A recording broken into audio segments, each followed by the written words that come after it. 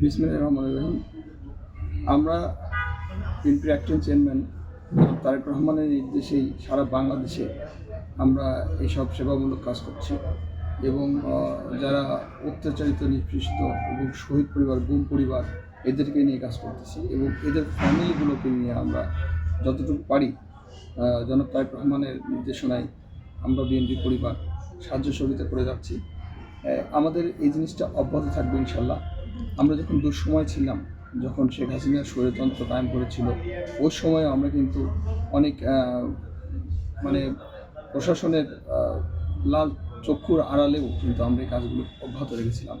আমাদের পেছনে অনেক সময় সরকারি বিভিন্ন সংস্থা আমাদের পেছনে বাধাগ্রস্ত করেছে এই সব কার্যক্রমে, তারপরেও আমরা থেমে থাকিনি।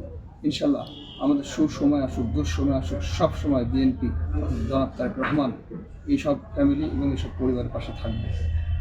আপনার নাম এবং আপনার পদবি?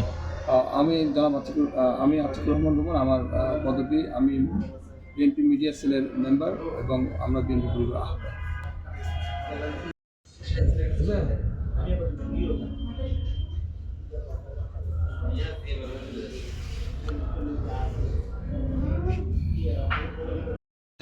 আলহামদুলিল্লাহ, অনেক ভালো লাগতেছে এবং ধন্যবাদ আমাকে এরকম একটা করার জন্য বিএনপি পরিবারের পক্ষ থেকে। আমি অনেক খুশি।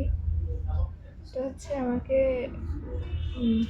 ভারপ্রাপ্ত তারেক রহমান আমার কাছে, উনি আমাকে এই উপহারটা দিয়েছেন। আমি অনেক খুশি।